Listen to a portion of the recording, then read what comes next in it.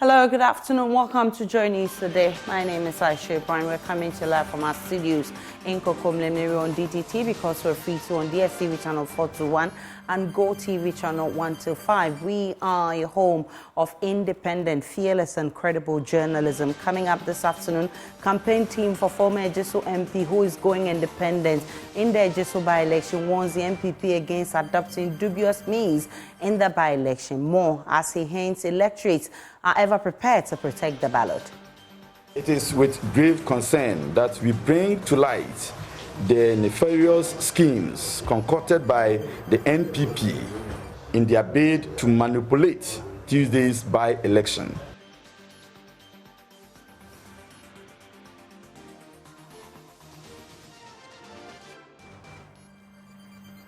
Fears of possible grounding of Ghana's public pension scheme intensifies as fresh audit report reveals Senate may not be able to pay full pension benefits to contributors by 2036. Valuation and did indicate to policymakers and government that look, remember we warned you in 2014 the scheme will not be able to pay benefit by 2042 in 2014. Now in 2017 it came down to 2037. There's more as Labour warns of industrial action if the government doesn't pay their 9 months Tier 2 contribution by May 2. Also 25 years of quintessential rulership and peacemaking in Asanteman as Otumfuo said to the second marks his silver jubilee as a 16th occupant of the Golden Stool. We're live at the Menchia Palace as the King celebrates a day with a non-denominational Thanksgiving service. We're also live on Facebook, YouTube, Instagram, and X Spaces at JoyNews on TV. My personal handle is Adenana Aisha. Please do stay for details.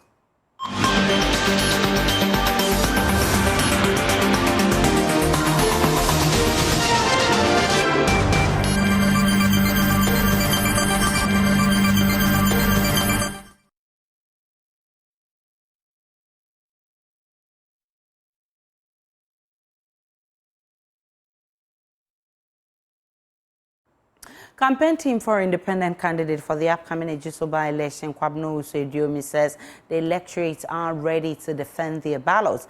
The attempt of the former MP who has severed ties with the MPP to stage a comeback threatens the party's hold of the constituency. His team has alleged the NPP is hatching plans to win the election through dubious means. Isaac Boafo is campaign coordinator for Oto Adu. It is with grave concern that we bring to light the nefarious schemes concocted by the NPP in their bid to manipulate Tuesday's by-election. Among the diabolic plans orchestrated by the NPP are as follows. 1. Ballot box stuffing, a blatant attempt to undermine the integrity of the electoral process. 2. Allegations of bribing Electoral Commission officials to compromise on voting day, a despicable act that strikes at the heart of democracy. 3. Utilization of military personnel to intimidate strongholds of Honorable Kwabena Owusu Aduomi. A clear abuse of power aimed at suppressing the will of the people. 4. Deployment of police officers from different regions to seize control of ballot boxes, a flagrant violation of electoral norms. 5. Threats of power outages during vote counting, a cowardly tactic to sow confusion and undermine transparency. We issue a stern warning to the NPP that we will fiercely defend our ballots with every fiber of our being. Despite the desperate attempts to subvert the democratic process, Ejisu will stand firm and resolute on Tuesday. Meanwhile, the group is alleging the NPP is buying votes with state resources. Mr. Boafo again. Furthermore, We condemn in the strongest terms the wasteful expenditure of state resources for vote buying. It is reprehensible that such resources are not allocated to address the pressing challenges facing our communities. Ejoso will make a resounding statement on Tuesday, reaffirming our commitment to democracy and justice. NPP knows that their candidate stands no chance in this by-election. The Electoral Commission has made clear that a party agent's refusal to sign at the polling center after votes are counted does not invalidate the results of that vote. Speaking at a Midday forum by Organized Labor, Deputy Chairman of Operations at the Electoral Commission, Samuel Tete, said while the signing of election results is a way of authenticating the said results, an agent's refusal to sign does not invalidate it. The following report has more. The Electoral Commission has clarified the role of party or candidate agents in the upcoming elections. In a speech read on behalf of the EC chairperson, Jean Mensah, the Commission's Deputy Chairman of Operations, Samuel Tete, said the failure of an agent to sign an election result does not in any way make that result invalid. It should also be noted that an agent refusing to sign does not invalidate the results. This is an open process of the Commission to ensure acceptability of election results at all levels and prevent any election-related violence. Samuel Tete also added that the EC has set May 7th to May 27th for updating the voters' register ahead of the December general elections. This is to allow those who just turned 18 to have their names captured in the voters' register. People who are above 18 but have yet to register for a voter's ID card also have the opportunity to do so during this window. For this year's update of the voters' register, the Commission has set from the 7th of May to 27th of May to update the voters register to include those who have attained the age of 8 since the last registration and those who for one or two reasons were not able to register during the last registration exercise. Inspector General of Police, Dr. George Akufu-Dampare, who was also present at the event, assured the public of maximum security before, during and after the December polls. It used to be the fact that we normally start thinking of election security in the election year. And we saw that that has become a handicap and creating problems that are avoidable. So we decided that going forward, election will be seen as a process, and the next one will start where the last one ended, and making sure that election security is mainstream into normal security operations. And this led us to the establishment of Police Election Security Directorate. With it in existence for the past 3 years, almost 3 years, the directorate has become like a police station, which is open 24 hours. Secretary General of Trades Union Congress, Dr. Yao Ban, urged for peace during this election period. We want peace in our country. Economically, we are not doing that good. We are really struggling, but at least we have peace. The Midday Forum was under the theme, Election 2024, the role of workers and social partners in securing peaceful elections for national development.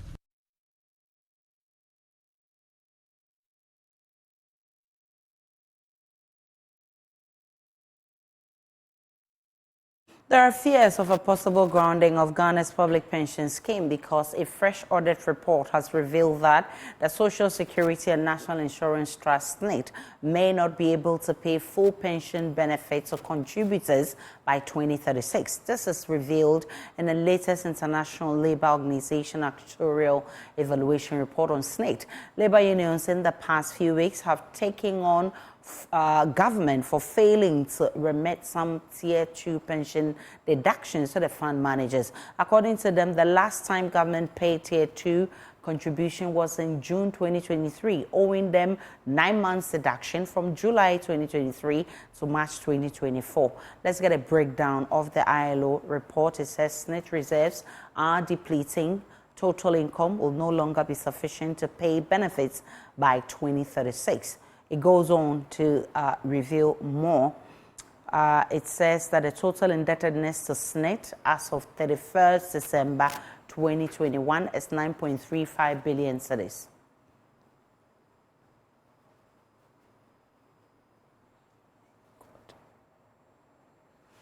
Late payment by government stands at 6.9. And also late payment of SNIT contribution leads to 1.3% drop in investment return each year.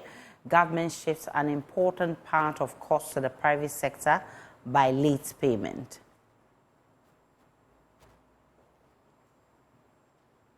NAGRAD President Angel Kabono has warned they will embark on an industrial action if the government doesn't pay the monies by May 2.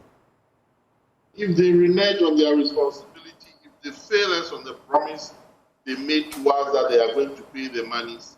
If the 2nd of May comes and we realize that they have just given us a red herring, then they should expect us to take a very serious action on behalf of our workers and the future of our workers. We are not going to compromise on this at all. And this misbehavior should stop in our country, where statutory monies are collected and they are not remitted to the designated institutions. It's affected GET Fund, it's affected health funds, it's affected District Assembly Common Fund. I mean, every dedicated fund is affected by this behavior of the politician, and we cannot allow this to continue. Executive Director of the Africa Center for Retirement Research, Abdallah Mashoud, says there are serious implications for the country if the issue is not immediately addressed. Government indebtedness is inflicting the biggest pain to the sustainability of the SNIT scheme. Imagine government as the sole guarantor of the scheme violating Section 3.9 and Section 3.3 of the Act 760, which requires that contributions are paid on timely basis to allow time for investments. Government has consistently violated this particular section of the law by delaying contribution payment, and that is inflicting or hurting the social security financial sustainability. We're talking about investment outcomes. If you take the last 8 years, SNIT has recorded just 3 positive real returns on investment. The other 5 are negative, and we need to ask questions. Why are we continuously recording negative real returns on investment of the fund? Administrative cost. Administrative cost is the share of workers' contribution that is used to manage the scheme. Administration cost is very, very high. And I think it's about time the National Pension Regulatory Authority developed, an expense policy to help check or control the expenditure of the scheme as far as, management is concerned. Aisha, the picture we currently have to be wet, considering the state of migration in recent times. Remember, the migration has triggered, a lot of workers, active workers moving out of the country. And once workers are leaving the country, it means we are reducing the contributor population. And when contributor population is going down as a result of economic challenges, migration, loss of jobs, etc., and pensioner population keeps growing, it affects what we call dependency ratio. And dependency ratio is just telling you where the scheme is going. Not very long ago, we had 17 contributors contributing to support one pensioner. As we speak today, The number has come down to 7. Away from pensions, the opposition NDC is accusing the judiciary of usurping the powers of Parliament. It follows this week's Supreme Court's decision, which declared as unconstitutional a constitutional provision which bars dual citizens from holding high-ranking positions in Ghana. CDD fellow Professor Kwekwasari, in an earlier discussion on the polls on JoyNews, backed the decision, urging Ghanaians not to worry if the Chief Justice of Ghana owes allegiance to another country. That will be very interesting to find out. As of now, we don't know, because to the best of my knowledge and information, the opinion is not out yet. Yes. And so we cannot speculate as to what went through their minds, but we can accept the outcome and rejoice about the outcome, because for some of us, this is a battle that we have been waging since 2006, when they initially attempted to disqualify Mr. Akwasi Agyeman as Kufuor's nominee for the Ashanti Regional Minister. And then we had the Adamu Sankedi case, and then we have Monakwati, we had Charles Adubuahin, and then Jechi Kwesin. So I've always had problems with the way the court and the country interpreted Article 94(2)A and also Article 8(2). Now, let me be clear about what has happened. Right. Article 94(2)A has not been touched at all by the court by this decision. Article 94(2)A has not been touched at all. That is the article that disqualifies persons who owe allegiance to countries other than Ghana. While the NDC has labeled the decision as judicial legislation, listen to member of Constitutional, Legal and Parliamentary Affairs Committee of Parliament and MP for North Dai, Roxanne Nelson Dafiamekbo. It's the same court that is, or that as it were, injuncted my colleague in Parliament from carrying out his constitutional mandate based on a matter before it, which is yet to be determined. But the person proceeded to bring an application on notice for the grant of an interim injunction to prevent him from carrying out his mandate, purely because the person claimed that at the time that he filed to contest as a member of Parliament, he had not denounced his Canadian citizenship. And so on that basis, he was not qualified to be elected as a member of Parliament. And so eventually, when that matter was determined, he had to go back to recontest.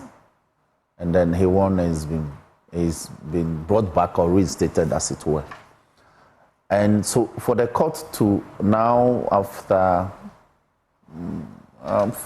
48 months. Better late than never. Yes, we even had Roe versus Wade. I agree. Even Roe versus Wade. Centuries. I agree. So I'm saying that I am gauging the mood of the court. Because Jachi question, it's still, some aspects of that case is still before the Supreme Court. So would this decision undercut what is before them? Or their view in that matter will be different. So these are the basis upon which I had the mixed feelings. It's been 25 years of quintessential rulership and peacemaking in the Asante and beyond, as Otumfuo said to the second marks his silver jubilee as the 16th occupant of the Golden Stool. We'll be going live to the Menchia Palace for the King's non-denominational Thanksgiving service. But first, listen to a report on the Asante hosting of ethnic groups from across Ghana and the West African sub-region.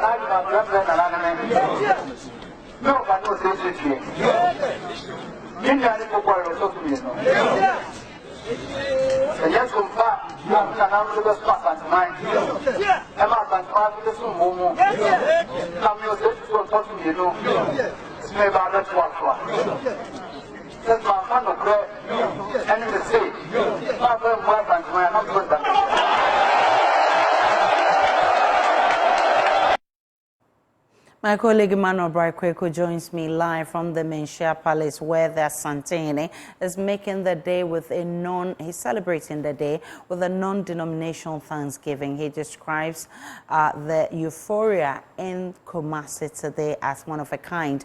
Nana Boache Yadom, describe the atmosphere there for us today.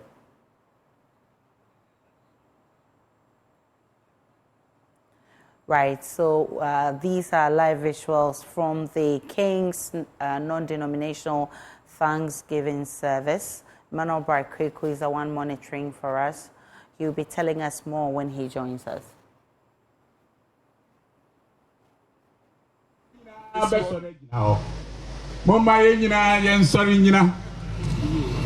Na Asokwa ni nyina ntini won sa wo Otumfuo so. Asokwa ni nyina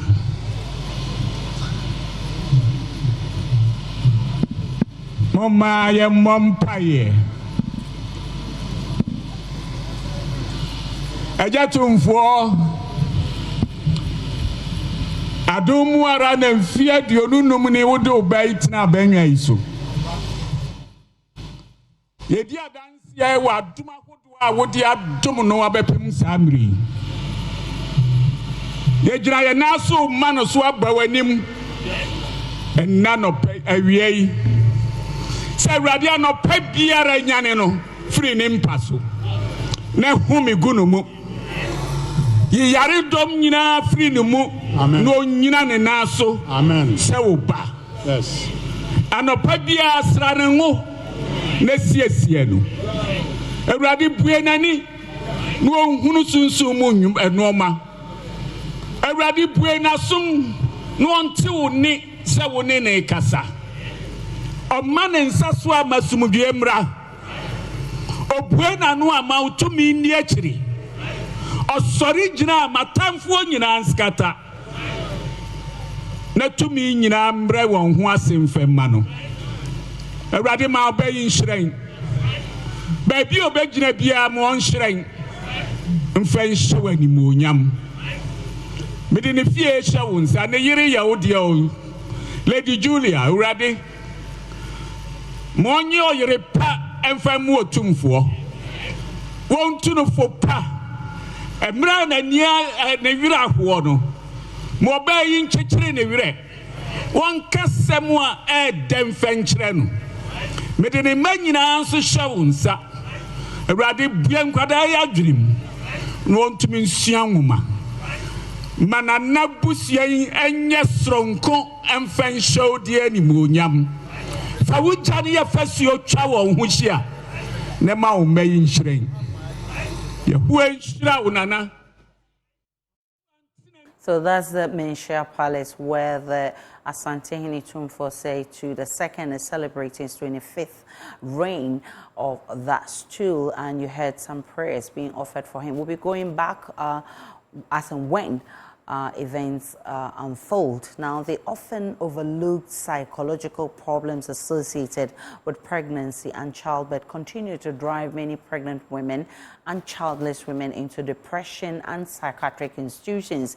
38-year-old Sika, whose journey has been marred by such challenges, has been sharing the reality of maternal mental health struggles. Joyce Semefa Pesu's report read to you.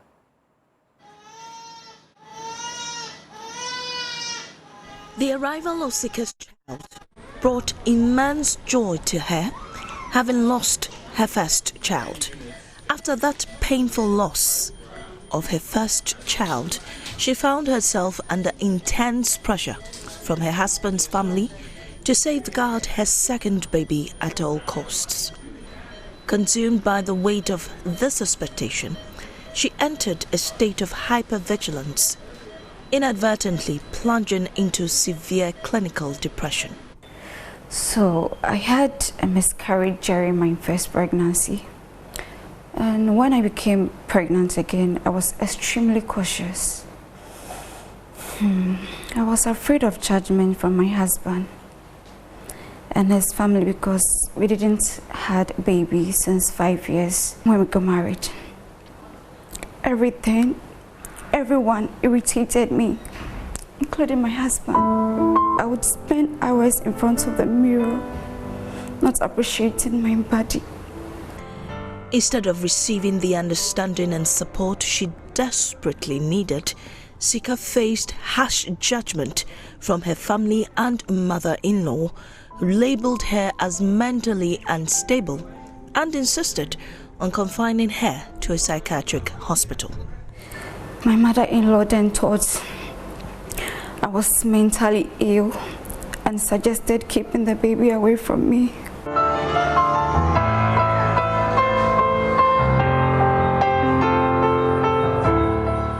Globally, about 10% of pregnant women and 13% of women who have just given birth experience some form of mental disorder, primarily due to depression. In severe cases, these mothers suffering from depression might experience severe symptoms that are likely to force them to commit suicide. According to the World Health Organization, about 50 to 57% of women suffer from maternal mental health issues in Ghana, with depression being the most common. Lead consultant for the WHO Maternal Mental Health Dissemination Project, Dr. Promise Sefoga, explains the various symptoms of the condition and attributed the prevalence to a lack of screening and policy. The pregnant woman processes a lot of different thoughts across various things, including questions that she keeps on her mind. How is my baby growing? Is the baby going to be a baby boy or a baby girl? I would rather wish it was a boy. I would rather wish it was a girl. These are the things that matter to the pregnant woman.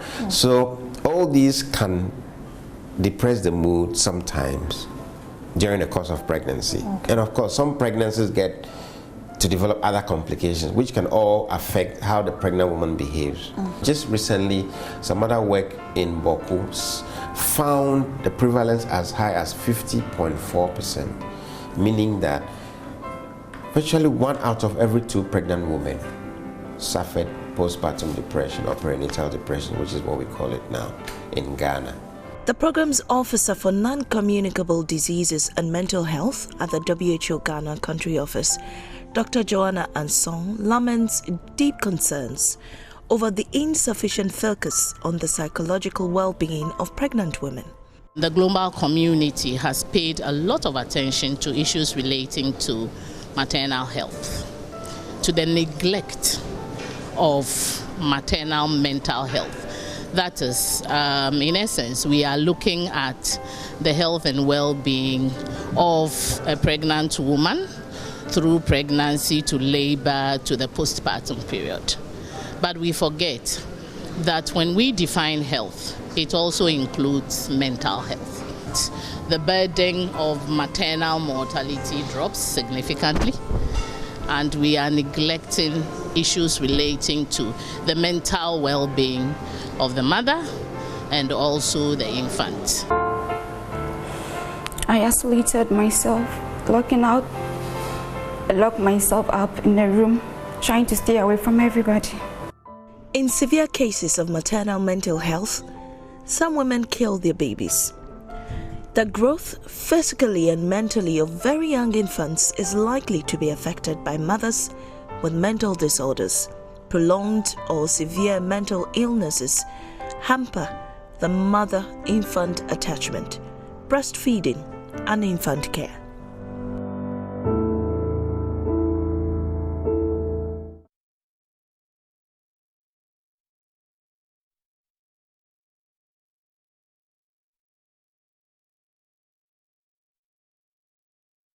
Some victims of the flood disaster occasioned by the spillage of the Asokwa Dam last year say they are yet to get their lives back as they continue to reel under the harsh conditions aftermath. According to the National Disaster Management Organization, NADMO, 39,000 lives were affected, rendering some homeless. 6 months after the disaster, the future looks bleak as the government is yet to announce resettlement and compensation plans. In an upcoming JoyNews documentary, Live After the Floods, some of them tell JoyNews how rebuilding and survival after the floods has become extremely difficult. This is where I used to stay with my family. Okay. Yeah, so for now, the status of it is not even looking nice for you, as yourself you can see. Okay. There's no one in because I'm the one.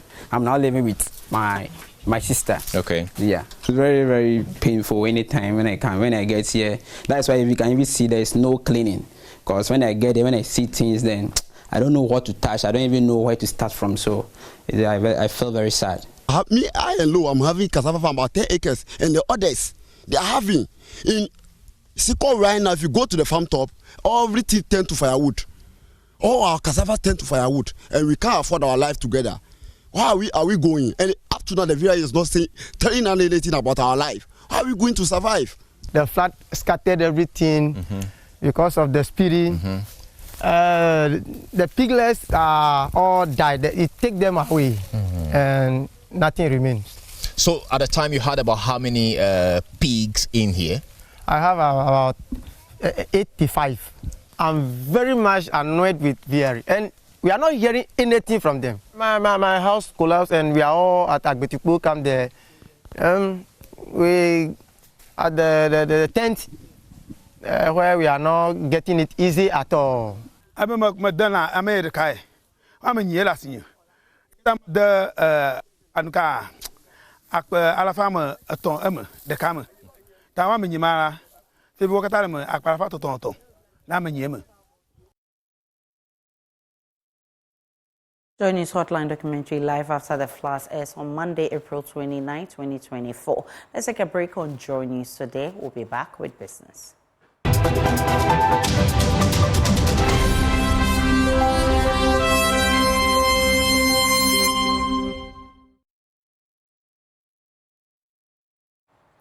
Welcome to the business segment on JN Today with me, Emma Davis.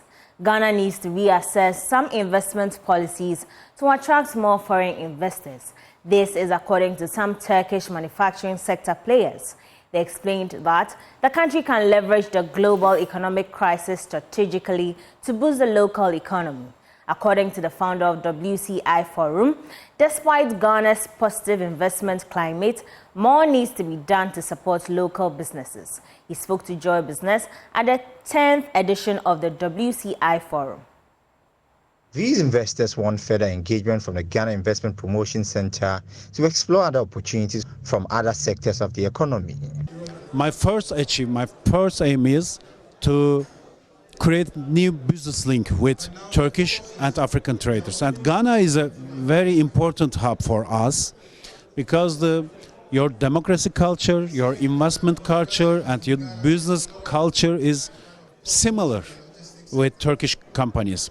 And also, I saw an opportunity here. And I invite small and medium entrepreneurs from Turkey to create new business line. If we can open a trade line between Turkish and Ghanaians, we can show that the second step of this organization, the trade and collaboration and investment. President of the Association of Ghana Industries, Dr. Humphrey Enyimdake, said the association will continue to promote value addition. And Turkey to accelerate an inclusive economic growth and development, it's our goal. And for AGI, as I walk through the stands, I appreciate the various factories that are lined up in aluminium, and I can see those in the textile area. I further could see those who are providing services in plastics, and many more.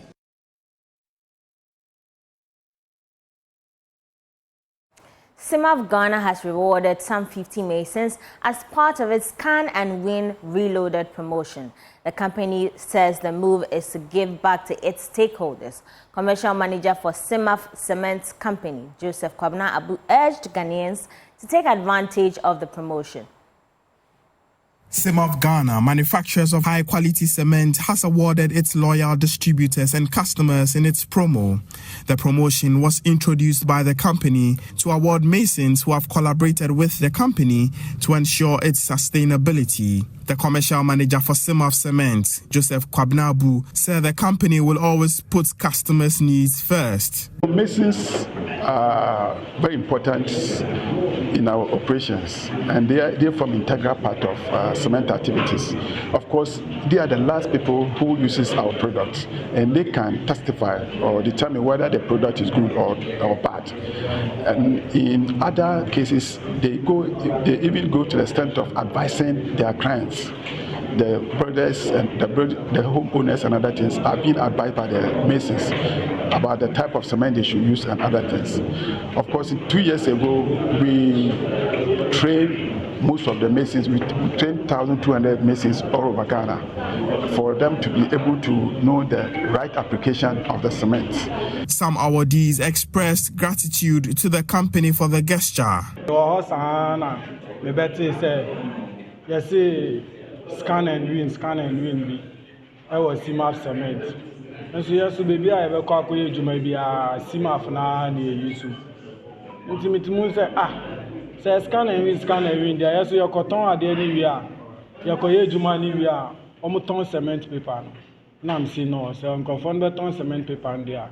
Me coye juma me the blade half be channel. So almost share cement na my trap code.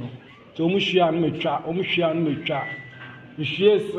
sa metwa sa go see time minya target me kwa na me target nya moto me target here blood making machine na me de benya moto nti ampa me kwa na me ka say scam anko scam. CIMAF Ghana said it will continue to develop innovative cement products and services for the construction industry while maintaining excellent product performance.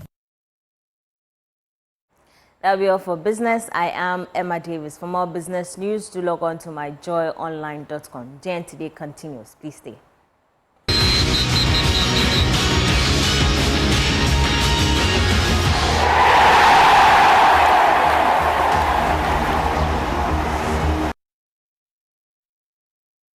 Time to bring you sports on the Joy News today with me, Muftau Nabila Abdullah. 1978 African Cup of Nations winner Mohamed Ahmed Polo claims that the Black Stars coaching job was forced on Oto Adu, who had earlier told the Ghana Football Association that he was not available for a position to guide the technical team of the senior national team. Oto Adu was appointed head coach of the Black Stars by the Ghana Football Association, and his job starts effective May. But Mohamed Polo believes there were other coaches who were available and could have done the job if the FA had not forced Oto to accept the role. Well, football are suffering. As for coaching, there Obia a coach. Obia bet me a coach. But who a coach here, you can advance the team. Today, Zito can hit his chest that we're advancing team to the semi-final. To the semi-final, because others could not do that. You understand? And if through that, receiving the HRS, what to me say we can advance him to the highest level of Black Stars. You're better advancing, you're better progressing. But who are one you haven't even gone that area. Now say, oh yeah, and yeah, then I say. This one, are you suggesting Oto Adu was Please, I didn't mention Oto Adu. Okay. I didn't mention Oto Adu. But there are players. He's clearly the point of conversation. Where many people have suggested that Oto was never ready to be appointed Black Stars coach. He was not even. He was not even ready. He was not even. He was being forced to the job. Those who are ready, give it to them. Give it to them. The guy came here and he told you point blank he has a job.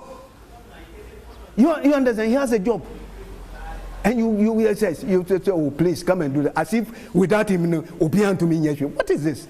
He came fine. He qualified to just one match. Two matches. No, One match, one. Two, because it's the same opposition. It's the same okay. match. One match.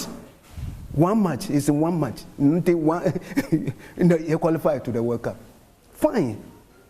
Look at the work that Siki did. Siki did. Siki Anyajuma. Siki doesn't mean to be encouraged.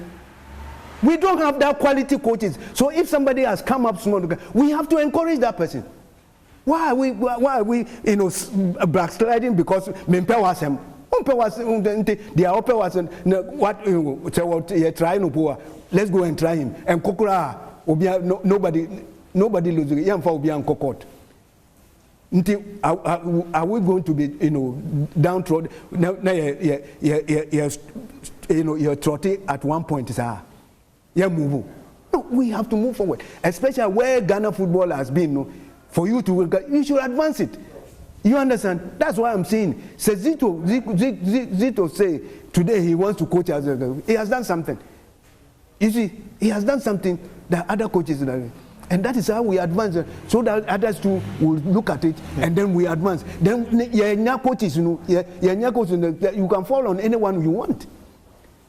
But say we are, looking on some people who are not even ready to do it.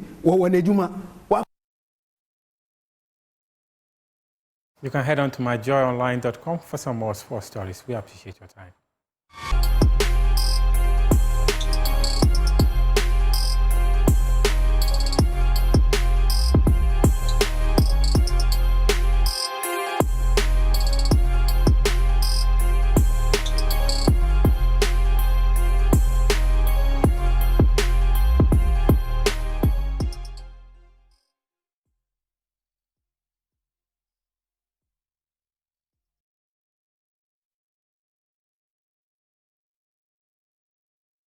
Well, it's weekend already, and you're welcome to the showbiz segments with me, Jacqueline and Suma Yobwa. Now, Ghanaian musician Elom Adabla, popularly known as EL, has said there's still hope for Ghana's rap music. According to him, although most individuals do not listen to the content of rap music nowadays, some appreciate it. Speaking with Andy Dusty on Daybreak Hit, the musician explained the reasons for the preferences of targeted audiences. I would say a little bit of both. The markets we're inside right now, Andy, the attention span is very, very, very small. Nobody really, this is my opinion as well, nobody really has the time to listen to a lot of content, a lot of words, a lot of, stuffing into the song. I believe that in this ecosystem in which we're in right now, people just want to have fun. A lot of people just want to listen to a catchy song, catchy lyrics, and a danceable tune. That is the ecosystem in which we are in Ghana and Nigeria and West Africa in general.